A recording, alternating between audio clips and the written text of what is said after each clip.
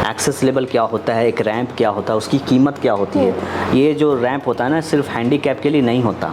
एक ज़रूरत में एक टाइम के बाद हर इंसान को उसकी ज़रूरत होती है। हमें मेरी जो ये कैमरे थी वो पानी समुद्र में बहता चला गया। मोबाइल से ही अपनी वीडियो बनाया। ट्विटर वाले जितने हैं उन्होंने नया कैमरा अरेंजमेंट किया। क्या बात है, मतलब अगर अच्छे काम के लिए निकलो ना, अगर नीयत नेक हो तो बिल्कुल लोग अपने साथ जुड़ते ही हैं। और वो बिल्कुल नए कैमरे देख सील पैक वो यही है। लोग मिले थे गोवा में, वो थोड़ा पॉलिटिकल बातें कर रहे थे। हिंदी में बोला था मैं कि भैया चाय दीजिए। अब तो मुझे तमिल आती नहीं तो मैं क्या बोलूँ, हिंदी बोलूँ, हिंदी नहीं बोलना। अच्छा। हाँ, और मेरा झंडा लगा हुआ था वो फ्लैग, उस झंडे को बोला झंडा हटा दो और हिंदी में नहीं बोलना। हाय एवरीवन, मैं हूं किंजल और आप देख रहे हैं सीबीसी न्यूज़ राजस्थान। अक्सर सीबीसी न्यूज़ पर आपने देखा होगा कि हम ऐसे लोगों से आपको मिलाते हैं जिससे ज़रूर आपको कोई ना कोई मोटिवेशन मिलती है। और हमारे आसपास ऐसे बहुत सारे लोग हैं जो 9 to 5 हसल कर रहे हैं, जॉब्स में काम कर रहे हैं। कहीं ना कहीं उनकी मजबूरी होती है और उनका यही मकसद होता है कि वो अपने लिए और अपने क्लोज वंस के लिए काम करते हैं। लेकिन उनमें से फिर कुछ लोग होते हैं जो कोई सोशल कॉज के लिए काम कर रहे होते हैं, या फिर सिर्फ अपने लिए नहीं, पूरे समाज के लिए या फिर हर किसी व्यक्ति के लिए काम करना चाहते हैं। तो वैसा ही एक इंसान आज हमारे साथ है, मोहम्मद हसन इमाम सर। Yes. और इनसे मिलके मैं आपको ये इंश्योर कर सकती हूँ कि आपको ज़रूर कोई ना कोई मोटिवेशन मिलेगी, ज़रूर आप इनसे इंस्पायर होंगे। सर, सीबीसी न्यूज़ राजस्थान पे आपका बहुत बहुत स्वागत है। और सबसे पहले मैं चाहूँगी कि आप हमारी ऑडियंस को थोड़ा अपने बारे में बताएं।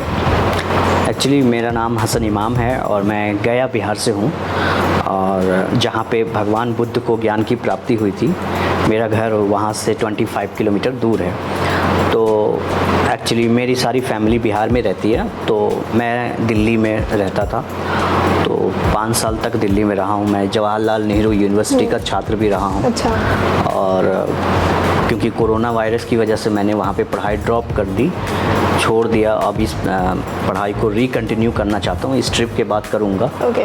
और फिलहाल मैं इस ट्रिप की शुरुआत की, ट्रिप के बारे में बता दूँ। जी बिल्कुल। ट्रिप की शुरुआत मैंने 25 दिसंबर से 2020 से शुरू किया था, और इसकी शुरुआत मैंने कन्याकुमारी से किया था, लेकिन कुछ इशू के हो जाने की वजह से फिर मैंने ट्रेन से कन्याकुमारी से यहाँ आ गया, त्रिवेंद्रम जो केरल की राजधानी है, वहाँ से फिर मैंने चलाना शुरू किया। फिर जो मैं चला रहा हूँ, मेरा इस यात्रा का 2 मकसद है। पहला मकसद है फॉर सोसाइटी, समाज के लिए। दूसरा है खुद के लिए, इंडिविजुअल। तो जो मेरा पहला है accessible India campaign, accessible world campaign, जहाँ सीढ़ियाँ वहाँ रैंप भी होनी चाहिए।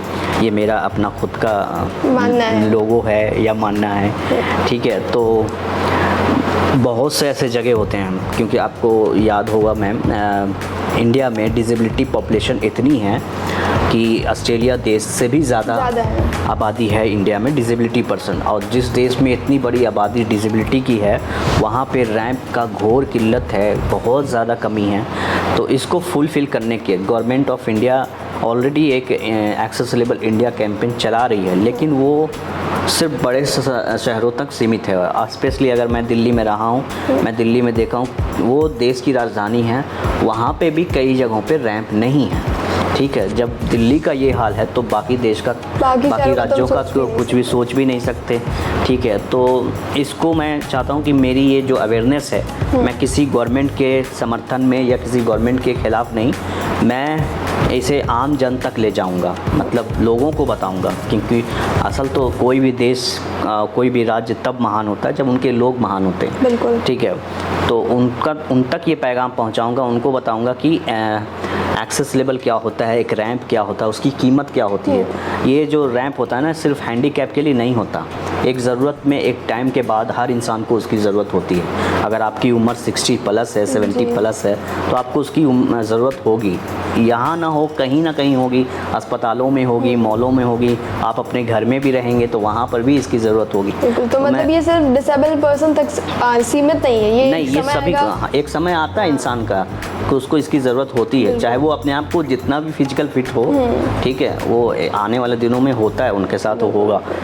आपने देखा कई लीडर्स जब कुछ भी इंजर्ड होते हैं तो वो तुरंत व्हीलचेयर निकाल के आ जाते हैं आगे। जी। और जब जहाँ पे रैंप नहीं होता तो वो लोग कहते हैं रैंप बनाओ। हाँ। तो उनको वहाँ पे उनकी कीमत पता चलता है। तो उसकी कीमत, किसी भी चीज़ की कीमत तब पता चलता है जब वो हमारे सामने नहीं होता।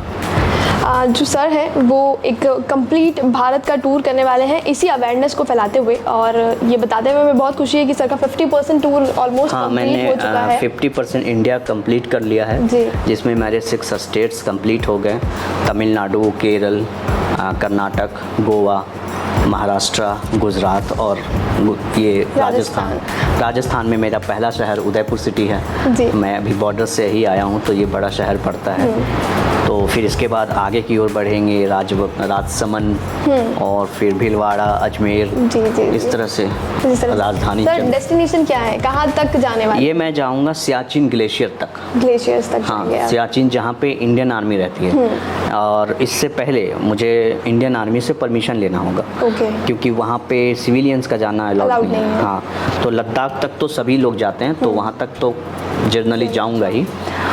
लेकिन मेरी कोशिश रहेगी सियाचिन तक जाना, जो लद्दाख से 145 किलोमीटर ऊपर की तरफ है। हाँ, वहाँ से फिर इंडिया ख़त्म होता है। सर दूसरा ये कि ये सफ़र बिल्कुल सुनने में भी आसान नहीं है, तो बिल्कुल सुनने में बिल्कुल आसान लगता है, लेकिन अभी मैं कैसे कैसे चल के आया हूँ ये मैं ही जानता हूँ। नहीं सर, ये सुनने में भी आसान नहीं है, क्योंकि अगर कोई एक फिजिकली फिट इंसान भी ये करने की सोचे तो एक बार के लिए मुश्किल नज़र आता है। तो इस पूरी जर्नी में ये जो 50% आपकी यात्रा हुई है, इसमें कुछ प्रॉब्लम्स भी आई होंगी, ज़रूर आई होंगी। बिल्कुल। उनके बारे में सर आप बताइए। सबसे पहली प्रॉब्लम आई ये जो बैटरी हो गई ख़राब पहले ही दिन कन्याकुमारी से जब मैं मतलब सर की व्हीलचेयर का एक और पार्ट है जिसमें बैटरी लगती है। हाँ, बैटरी ऑपरेटेड व्हीलचेयर है। ये IIT मद्रास द्वारा बनाया गया है। ये जो व्हीलचेयर है ये मेड इन इंडिया है।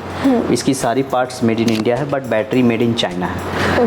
तो मैंने कंपनी वाले को बोला कि सब इंडिया है तो चाइना कहाँ से आ गया बीच में। तो उन्होंने बोला सर इस पर काम चल रहा है, अगले कुछ दिनों में हम इसे रिप्लेस कर देंगे। तो पहले दिन मेरे जब कन्याकुमारी से मैं निकला तो वहाँ बैटरी प्रॉब्लम हुई, तो मैंने फिर कंपनी को कॉल करके उनके सारा प्रॉब्लम सॉर्ट आउट किया और फिर उसके बाद मैं चलाना शुरू किया। दूसरा प्रॉब्लम हुआ मुझे यहाँ गोवा में, मेरी जो ये कैमरे थी वो पानी समुद्र में बहता चला गया।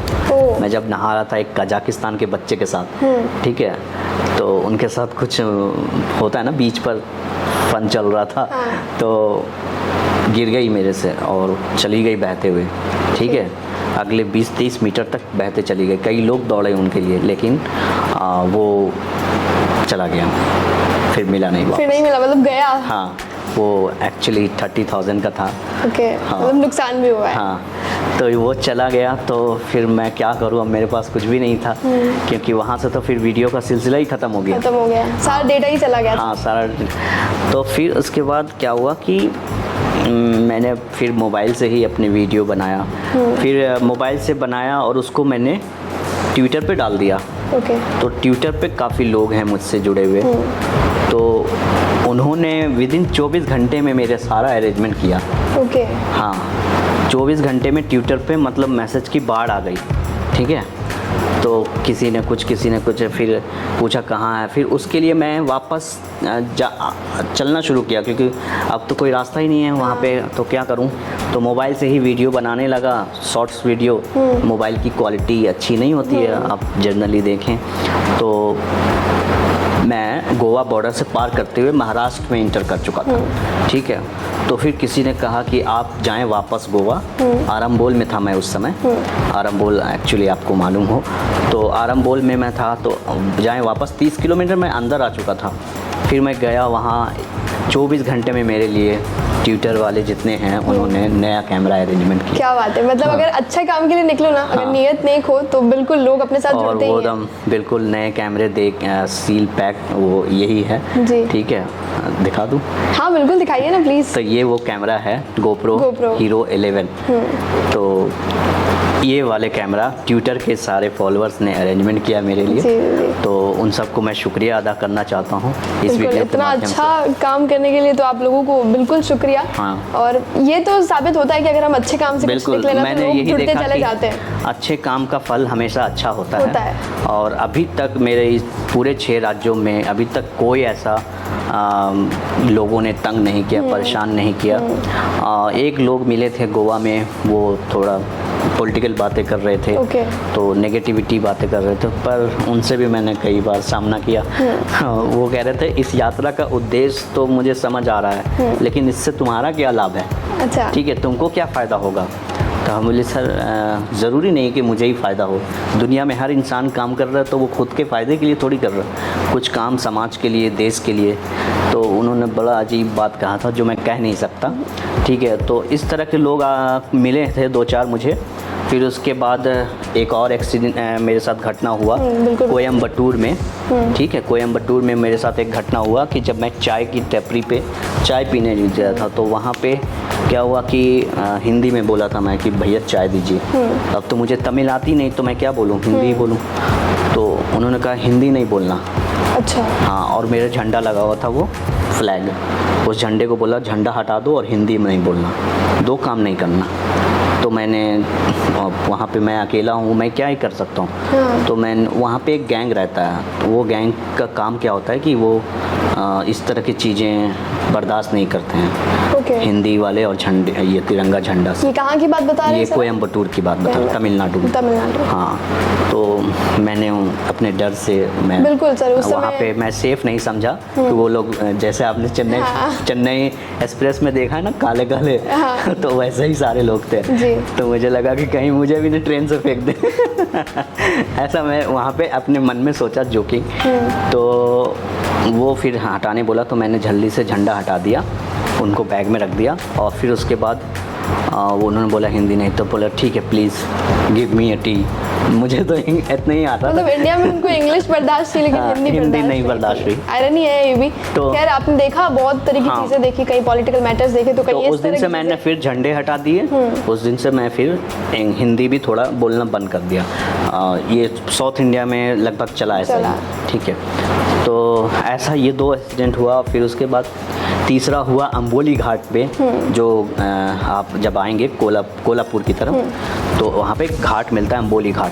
वहाँ मैं जब चढ़ाई कर रहा था, क्योंकि घाट पे मेरी बैटरी जो है ना जल्दी डिक्रीज हो जाती है। तो ऐसा तो 30 किलोमीटर चलती है सिंपल सड़कों पे, लेकिन जब वो घाट पे चढ़ता है तो 5-6 किलोमीटर में ही बैटरी धड़ाधड़ गिर गई मेरी सारी, ठीक है। तो वहाँ पे मैं बीच पहाड़ पे ऊपर फंस गया, ओके। ठीक है। ऊपर में पहाड़ है, नीचे खाई है, कुछ भी नहीं ऑप्शन है। पीछे जाएंगे तो पीछे की ओर वो ढल रहा है, क्योंकि बैटरी डाउन हो चुकी थी। अब वहाँ पे कोई रास्ता नहीं तो था। आपकी व्हीलचेयर पीछे आने लगी? हाँ, पीछे आने लगी थी। तो बहुत सारे कार वाले जा रहे थे, तो उन्होंने हमारी मदद की। उन्होंने एक बड़ा सा पत्थर ला के चक्के के पास रखा, ताकि वो जाने से बचे। और दूसरा कि फिर जो खाली गाड़ियाँ जा रही थी ना, फिर मैंने सारा उसमें अपना रख के उसके बाद घाट को खाली पार कराया, जो कि घाट 14 किलोमीटर था। हाँ, वो 14 किलोमीटर मैंने बस उसका, मतलब एक बार फिर कुछ लोगों ने आपकी मदद करी, जिससे ये साबित हुआ कि और भी अच्छे लोग हैं जो इस काम में साथ दे रहे हैं। बिल्कुल। मैं तो समझता हूँ कि मेरे इस काम में 90% लोगों ने मदद की है अब तक। आगे का पता नहीं, अभी तक जब मैं जिन रास्तों से गुजरा हूँ, और ये जो कुछ भी आप देख रहे हैं ये सब किसी का दिया हुआ है, मेरा कुछ भी अपना नहीं, ठीक है। तो मतलब अभी तक ये जो चीज़ें हैं, इसमें जैसे कि GoPro की हम एग्जांपल ले लें, तो लोग पूरी तरह से समर्थन में आ रहे हैं, पूरी तरह से लोग हेल्प कर रहे हैं। आप समझ सकते हैं कि कोई आज के ज़माने में कोई किसी को बिल्कुल सेल्फिशनेस की ये पूरी दुनिया है। हाँ, पैसे एक 50 पैसे या 50 रुपये भी नहीं देते। 50 हज़ार का कैमरा बड़ी बात है। कोई ऐसी दे जाए, वो भी 24 घंटे के अंदर। ये मेरे लिए जो भी हैं, ये सब मेरे लिए भगवान ही है। बिल्कुल। कहीं ना कहीं ये भी दिखाता है कि सोशल मीडिया सिर्फ नेगेटिविटी से नहीं भरा है। सोशल मीडिया पर कुछ लोग ऐसे भी हैं जो मदद करने के लिए भी आगे आते हैं, इस तरह की चीज़ों में भी आगे आते हैं। सर, तो अपनी तरफ से इस यात्रा का क्या मैसेज आप पहुंचाना चाहेंगे? मेरा बस यही ऐसा मानना है कि मैं चाहता हूँ कि लोगों से अपील करना चाहता हूँ कि आपके घर में अगर कोई हमारे जैसे लोग हैं या नहीं हैं, कोई भी हो या नहीं हो, डजंट नॉट मैटर, आप प्लीज़ रैंप बनाएं। जो भी आपके आसपास, चाहे आपके आसपास कोई भी हॉस्पिटल हो, दुकानें हो, मंदिर हो, मस्जिद हो, जो भी आपके पास है, रैंप एक बार बनता है, बार बार नहीं बनता, और वो 1 टाइम इन्वेस्टमेंट है। एक बार आप अगर उस पर बना दिए तो ज़्यादा 10,000 20,000 में बन जाता है, और जीवन भर जो लोग उस पर चढ़ेंगे वो आपको दुआ देंगे। वो उस पैसे से बहुत ज़्यादा बहुत कीमती ज़्यादा, बिल्कुल। है। तो मैं आपसे यही करता हूँ कि एक्सेस लेबल इंडिया सिर्फ जो गवर्नमेंट ऑफ इंडिया ने चलाई है उनका कभी एडवर्टाइजमेंट नहीं होता, कभी प्रचार नहीं होता एक्सेस लेबल इंडिया का, कभी मैंने कहीं नहीं देखा, आपने भी नहीं सुना बिल्कुल होगा, नहीं आप भी है। पहली बार सुने होंगे, आपको भी नहीं पता, लेकिन ये है ही नहीं। मैंने जब पढ़ रहा था अमेरिका डिसेबिलिटी एक्ट, जो अमेरिका का कानून है वहाँ का, Disability। वहाँ जो है जो लोग रैंप नहीं बनाते हैं ना, उनकी मकानें, उनकी कंपनियाँ सारी सीज कर दी जाती हैं। ओके। बिना रैंप का उनका कोई भी चीज़ नहीं चलता वहाँ पे। मैं चाहता हूँ वही लॉ यहाँ पे पर भी इम्प्लीमेंट हो जाए, बिल्कुल। ताकि यहाँ भी लोगों को समझ आ जाए कि क्या है ये। तो सर आपको आगे की यात्रा के लिए बहुत ऑल द बेस्ट, और मैं चाहूँगी कि अगर इस वीडियो से कोई एक जना भी अवेयर होता है बिल्कुल। तो सर अपना काम तो पूरा ही हुआ। मैं चाहूँगी कि अगर आप देख रहे हैं और अगर आप इतने सक्षम हैं, आप कर सकते हैं, आप किसी डिसेबिलिटी वे को क्रिएट कर सकते हैं, या फिर आप रैंप जैसी कोई भी चीज़ बना आज सकते हैं। मैम लाखों लोग रैंप ना होने की वजह से नहीं जा पाते नहीं हैं जा एक जगह पाते। से दूसरे जगह। ये कोई छोटा, ये मुझसे बेहतर शायद कोई समझे, कोई ना समझे। हाँ।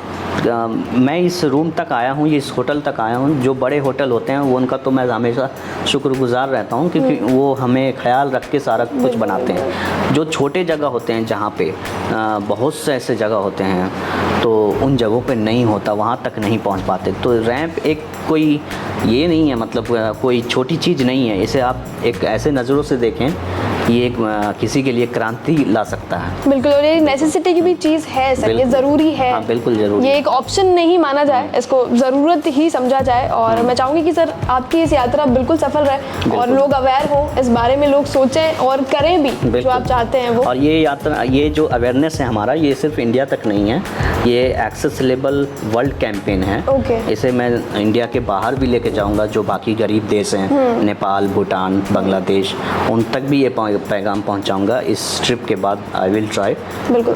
मैं कोशिश करूंगा वहां जाने की। और इससे CBC न्यूज़ राजस्थान की पूरी टीम और हमारी सारी ऑडियंस की तरफ से आपको अपनी जर्नी के लिए बहुत बहुत all the best. Thank you ma'am. और आप सभी कमेंट्स में ज़रूर बताइए कि सर की इस यात्रा के बारे में आप क्या सोचते हैं।